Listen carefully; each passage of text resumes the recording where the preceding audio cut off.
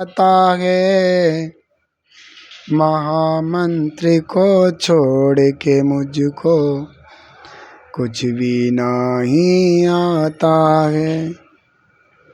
महामंत्र ही परम ध्यान है, महामंत्र सब कुछ मेरा, महामंत्र ही सुख का दाता, महामंत्र ही सुख मेरा। बोलो नमोकार महामंत्र की जय, पंच परमेष्ठी भगवान की जय।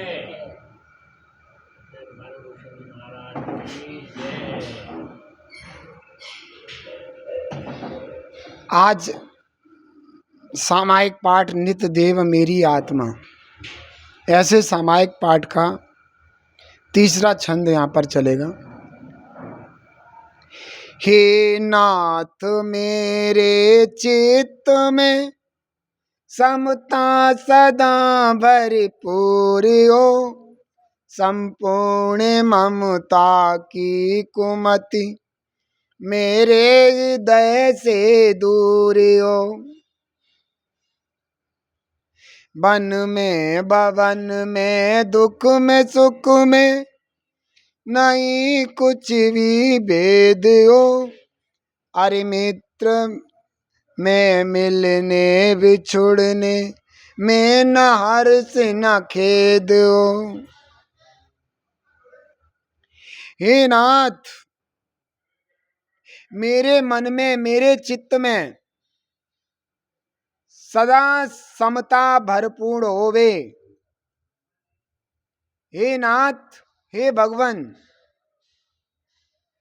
मेरे चित्त में समता, मेरे चित्त में साम्य भाव हमेशा भरपूर रहे, संपूर्ण ममता की कुमति मेरे हृदय से दूर हो। ममत्व भाव के कारण जो मति भ्रष्ट हो जाती है वह ममता की कुमति कही जाती है। ममत्व भाव मिथ्यात्व के कारण आता है और मिथ्यात्व के कारण इस जीव की जो मति है वो मिथ्या हो जाती है। उस मिथ्या मति को ही यहाँ कुमति लेना। संपूर्ण ही ममता रूपी कुमति मेरे हृदय से दूर हो जाए, नष्ट हो जाए, खत्म हो जाए, चली जाए। वह ममता रूपी कुमति क्या करती है? पर वस्तु को अपना मानती है और क्या करती है? अनेकों प्रकार के टेंशन विकल्प उत्पन्न करती है और क्या करती है? हजारों प्रकार के दुख भेंट में देती है और क्या करती है? अपनी वस्तु से कोसों दूर ले जाती है और क्या करती है कि जीव को शाश्वत स्थान की प्राप्ति नहीं होने देती है। तो ऐसी संपूर्ण ममता की कुमति मेरे हृदय से क्या हो जाए? दूर हो जाए, दिखाई ना दे। और क्या होना चाहिए? चाहे मैं वन में हूं, चाहे मैं भवन में हूं, चाहे दुख के प्रसंग मिले, प्रतिकूलताएं मिले, चाहे सुख के प्रसंग मिले, अनुकूलताएं मिले, इनमें मेरे को भेद नहीं होना चाहिए। ये तो सुख है, आज तो मजा आ रहा, आज तो बहुत बढ़िया, कल आज तो बहुत सैड सैड सा दिख रहा हूँ, दुखी दिख रहा हूँ, आज तो मजा नहीं आ रहा, अच्छा नहीं लग रहा। तो कह रहे हैं चाहे मैं वन में हूं, चाहे भवन में, चाहे मेरे पास कुटिया हो या फिर महल हो, चाहे मैं अनुकूलता को प्राप्त हूं या प्रतिकूलता को, इनमें मेरे अंदर कोई भेद नहीं आना चाहिए। तो क्या होना चाहिए? मेरे समता भाव होना चाहिए।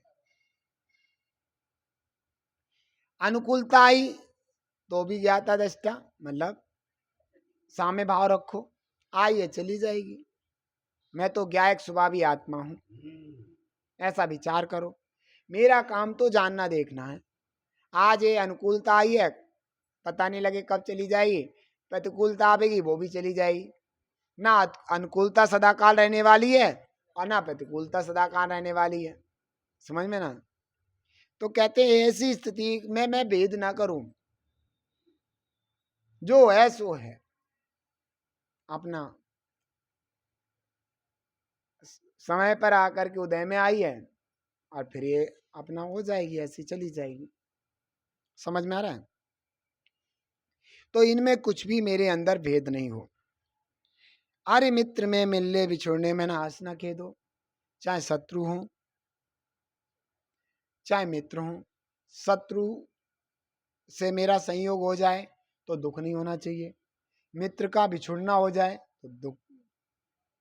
तो भी दुख नहीं होना चाहिए। नहीं आई समझ में? जैसे मान लो शत्रु का संग मिल गया, हम ऐसे मान लो कोई गाड़ी चालक दुष्ट मिल गया, हमें तीर्थ यात्रा करनी है, हमने कहा भाई धीरे चलाओ, हम तो ऐसे ही चला रहे हैं। बहुत सारी चीजें होती हैं। तो कहते हैं उस समय ऐसी स्थिति में, दोनों स्थिति में, कि मित्र मिल गया तो खुशी और शत्रु मिल गया तो दुखी, सो भी नहीं। ऐसी स्थिति में हमारे अंदर समता भाव हो, शांति का योगदान दें, शांति के योगदान दें, हम आनंदित रहें, मस्त रहें। हमारे जीवन में जरा सा भी ऐसा भाव नहीं आना चाहिए, ऐसा भेद नहीं होना चाहिए, ऐसा कोई विकल्प नहीं होना चाहिए, ऐसा कुछ भी नहीं होना चाहिए। हम हर परिस्थिति में संतुष्ट रहें, हर परिस्थिति में हम साम्य भाव को रखें, हर परिस्थिति में हम अच्छे परिणामों को रखें, अच्छे भावों को रखें, अपने भावों को निर्मल बनाने का प्रयास करें। ऐसा भाव यहाँ लेना चाहिए। और क्या कह रहे हैं वो सुनिए। अतिशय घनीतम राशि को दीपक हटाते यथा, दोनों कमल पद आपके अज्ञान तम हरते तथा, प्रतिबिंब समय स्थिर रूप वे मेरे हृदय में लीन हो, मुनिनाथ कीलित तुल्य वे और पर सदा सीन हो। हे नाथ, अधिक घनी अंधेरे की राशि को जैसे दीपक नष्ट कर देते हैं।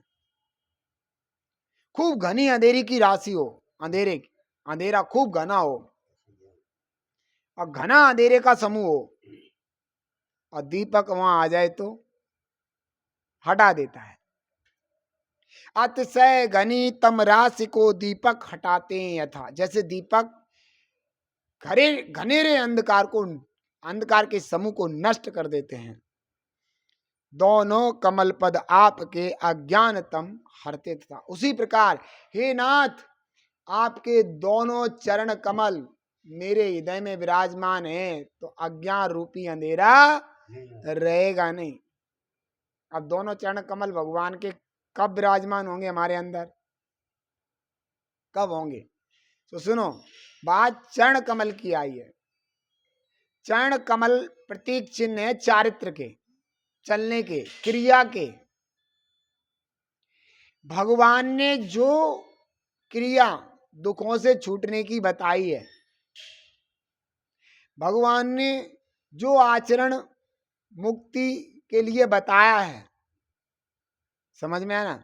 जिस आचरण को करने से मुक्ति प्राप्त होती है, समझ में आ रहा है ना? जिस आचरण के करने से मोक्ष की प्राप्ति होती है, वह आचरण, समझ में आ रहा है ना? तो ऐसे चरण कमल, हे भगवान, आपने जो मोक्ष मार्ग बताया है वह मोक्ष मार्ग मेरे हृदय में रहे तो मेरे अज्ञान रह नहीं सकता। जो आपने मोक्ष मार्ग बताया वो मेरे हृदय में रहे और मेरे अज्ञान हो, ऐसी दो चीजें नहीं हो सकती। दीपक हो और अंधेरा हो नहीं सकता। आपकी बताया हुआ मार्ग मेरे हृदय में हो और मेरे अज्ञान रह जाए, हो ही नहीं सकता। अगर मेरे अज्ञान है कहीं, तो हमें भगवान के मोक्ष मार्ग पर विशेष महिमा नहीं है, विशेष भक्ति नहीं है, मोक्ष मार्ग के प्रति विशेष लगाव नहीं है। बहाने हैं, मेरे पे होता नहीं है, मैं कर नहीं पा रहा हूं, ये सब बहाने हैं। ऐसा नहीं है महाराज। समझ में आया? इसके अंदर आ जाएगा। तो ये सब बहाने हैं, मेरे पे होता नहीं, मैं कर नहीं पा रहा। महाराज ये सब बहाने हैं। दुनिया के सारे काम करे, दुनिया से लड़े, और यहां बात आई कुछ आरिस से लड़ने को, तो क्या आ गया? मेरे बस की नहीं। बताओ, ये सब व्यक्ति क्यों करता है? व्यक्ति के अंदर या तो प्रमाद है या कसाई की तीव्रता है। इंद्रिय विषयों में इतना लोलुप्त है कि उसमें इतना आसक्त हो रहा है इंद्रिय विषयों में कि हमें भगवान के बताए मोक्ष मार्ग की महिमा ज्यादा नहीं आ पा रही। इंद्रिय विषयों की महिमा ज्यादा, इसलिए इंद्रिय विषयों में तो लिपटे पड़े हैं, लेकिन मोक्ष मार्ग से हम बाय हो रहे हैं, दूर हो रहे हैं। हम इन बातों को विशेष ध्यान दें, किनको? कि भगवान की जैसे भयंकर अंधेरे को दीपक की रोशनी नष्ट कर देती है, उसी प्रकार से भगवान आपकी बताई चर्या, आपका बताया मोक्ष मार्ग मेरे हृदय में हो, अर्थात आपके चरण कमल मेरे हृदय में हो। और क्या कहा? आप मेरे हृदय में हो, आपके चरण कमल मेरे हृदय में हो, आपका बताया मोक्ष मार्ग मेरे हृदय में हो, और अज्ञान रह जाए, हो नहीं सकता। एक वो कहते हैं, ज्ञान कला जिनके घट जागी, वे जग माए सहज वैरागी। ज्ञानी मगन विषयन सुकुमाई, ये विपरीता संभव नाय। जिनके अंदर सम्यक ज्ञान की कला जागृत हो गई है, वो इस जगत में सहज वैरागी हैं। उनको वैराग्य उत्पन्न करने के लिए अलग से कुछ करना नहीं होगा। उनके अंदर सहज ही भाव रहता है। नहीं, अब विषयों में नाई रुलेंगे, निजात ध्यान धरेंगे। चौगतियों में नाई भ्रमेंगे, निजात ध्यान धरेंगे।